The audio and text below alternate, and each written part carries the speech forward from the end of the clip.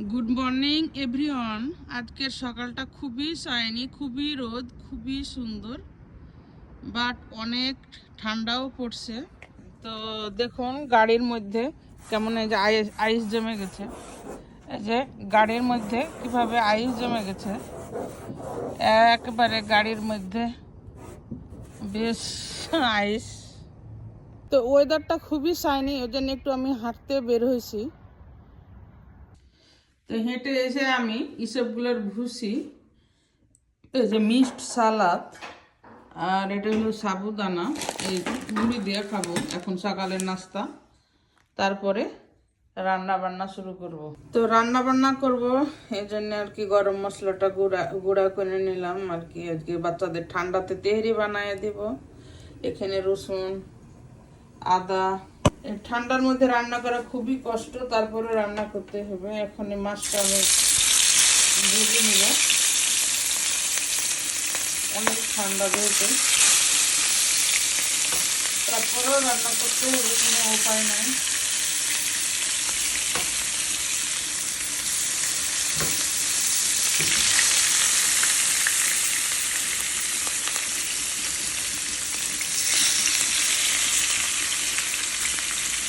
তো এখানে গরুর মাংস চড়িয়ে দিয়েছি, এখানে রুই মাছ ভুনা করবো। হলো তেহারির মাংস, বাচ্চাদের জন্য একটু তেহারি বানাইয়া দিব। তো রান্নার মাঝেই আমি ডিম পোস্ট করছি, বাচ্চা খাবে। মাছগুলা ভাজা হয়ে গেছে, এখন ভুনা করব। তো ডিম পোস্ট হয়ে গেছে, ব্রেডটাও একটু টোস্ট করে নিচ্ছি তাওয়াতে। গরুর মাংসটাও কষানো প্রায় শেষের পথে। ফিনিক্স, ও আমার জাদু সোনারো, ওরে বাবারে, ওরে বাবারে। তো আজকে মাছটা একটু স্পেশাল করে ভুনা করব। এখানে কাঁচামরিচ, পেঁয়াজ, কয়েকটা কেশনাট বাটা দিচ্ছি, পিঙ্ক সল্ট, আদা বাটা, রসুন বাটা, হলুদ বাটা, আর জিরার গুঁড়া তো দিবই, আর টমেটো দিব। আর আমি কাঁচামরিচের মাছ অলওয়েজ পছন্দ করি, শুকনা মরিচের থেকে এটা খুবই স্বাদ হয় আমি।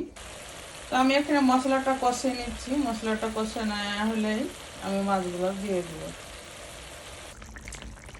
তো মাছ ভুনাটা প্রায় হয়েই গেছে, এখন শুধু ধনে পাতাটা ছিটিয়ে দিব। খুব স্বাদ হয়েছে। আর শীতের তরকারি একটু ধনে পাতা ছিটিয়ে দিলে স্বাদ আরো বৃদ্ধি পায়। তো রান্নার মাঝে মাঝে আমি কিচেনও ক্লিন করতেছি এবং বাড়িঘরও ক্লিন করতেছি, সব কিছু ক্লিন করে নিচ্ছি। এই তো কাজ, সারাদিন শুধু কাজ, মর্নিং টু ইভিনিং।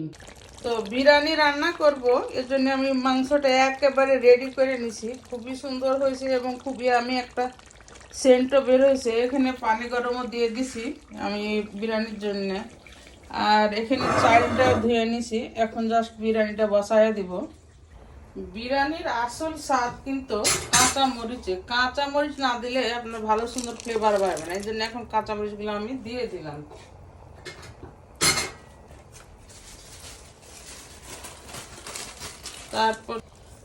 তারপরে অ্যাড করব আমি একটু গুঁড়া দুধ।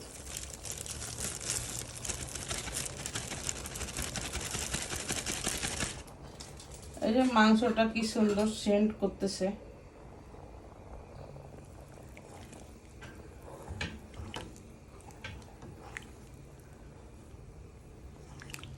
আহা কি যে সেন্ট, একদম শাহি মশলা দিয়ে রান্না করতেছি।